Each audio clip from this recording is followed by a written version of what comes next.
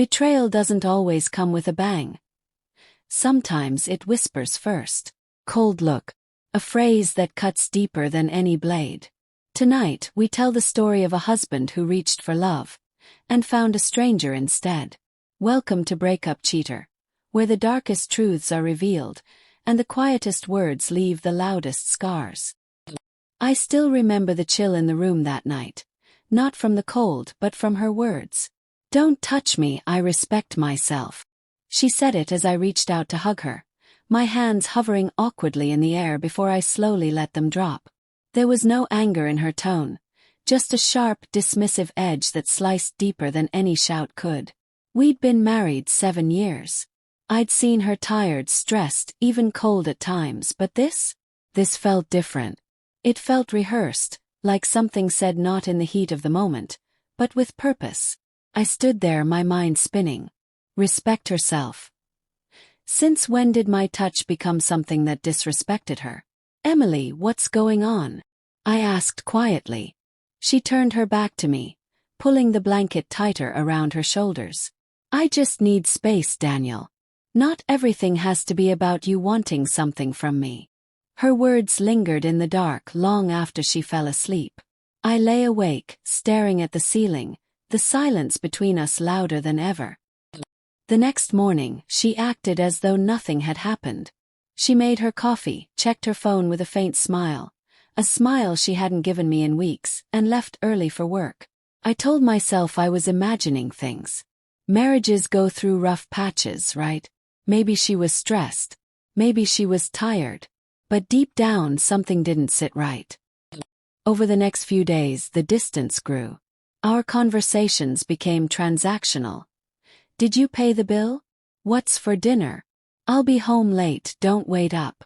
I noticed her phone was always face down. Her laughter, once so easy to draw out, now seemed reserved for someone else, someone on the other end of those endless late-night texts. And that phrase kept echoing in my head. "Don't touch me, I respect myself." Respect. The word twisted in my chest. Because wasn't I the one who had respected her dreams? Supported her when she wanted to quit her job and start her own boutique. Stayed home with her when she got sick. Skipped promotions to be more present. Sacrificed weekends to make her happy. So why did I now feel like an intruder in my own marriage? It all came to a head the following evening. She came home late, again, smelling faintly of a cologne that wasn't mine. I tried to keep my voice calm. "Emily, are you seeing someone?" She froze, keys still in her hand. For a second I saw it, the flash of guilt in her eyes, but then she laughed too loudly. "Wow, really? That's what you think of me?" "I'm asking," I said. "Because you've been distant. Because you flinch when I reach for you. Because you won't even let me hold you anymore." She rolled her eyes. "You're paranoid. I'm just tired of you always needing something. I'm more than your wife, Daniel. I have a life, a career, and self-respect." That word again. Self-respect. As if being loved by me somehow stripped her of it. That night, while she showered, her phone buzzed on the counter. I shouldn't have looked. I know that. But when your heart is already bleeding, curiosity isn't curiosity anymore. It's survival. The message was simple. "Can't stop thinking about last night. Same place tomorrow." My hands shook as I read it again and again. There was no name, just a number, one she had cleverly labeled under a woman's name. Rachel. I felt something inside me go cold. I didn't confront her immediately. Couldn't. I needed to be sure. I needed to see it with my own eyes, the kind of cruel certainty that leaves no room for manipulation. The next day, I told her I had a late meeting. I parked my car a block from her office and waited. At 6:30 p.m. she walked out, not in her usual work attire, but dressed like she used to when we first dated. That red coat, the one I bought her for our anniversary. She got into a silver sedan. Followed. They drove to a quiet restaurant across town, the kind with dim lighting and private booths.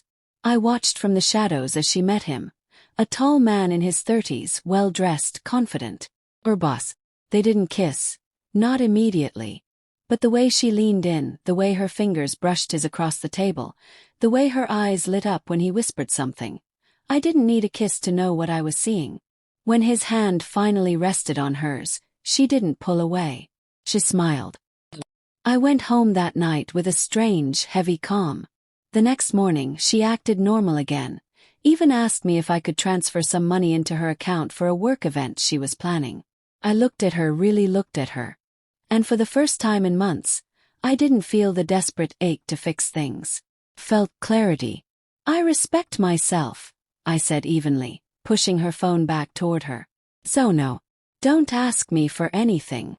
Her eyes widened. What's that supposed to mean? It means the same thing you told me the other night, I said, standing up. You respect yourself, right? Well, so do I. She went red with fury, her lips trembling as if to argue, but I was already walking away. The days that followed were a quiet storm. She became tense, demanding, accusing me of being distant. The irony nearly made me laugh. I moved my money out of our joint accounts. I changed the locks on my office. I started sleeping in the guest room. She tried to flip it on me, said I was overreacting, said I was imagining things. But when I finally showed her the photos I had taken, her hand in his, the way she smiled at him like she used to smile at me, her face went pale. You followed me, she whispered. You betrayed me, I said. I just confirmed it. There was no screaming, no dramatic scene, just silence. She tried to explain, said it wasn't serious, said she just felt neglected, said it was emotional more than physical. But every word was a nail in the coffin of what we once had. I didn't file for divorce right away. I wanted to see if she'd come clean, if there was a shred of remorse left. But her apologies felt hollow, her tears rehearsed. So I made my choice. When the papers came, she acted shocked. You're really going to throw this away? 7 years, Daniel.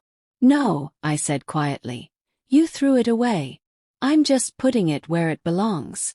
She begged. She threatened. She even tried to seduce me once, wearing that same red coat. But I felt nothing.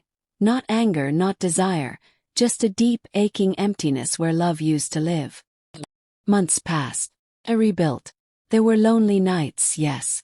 There were mornings I woke up reaching for her, only to remember she wasn't mine anymore. Or maybe she never really was. But there was also peace.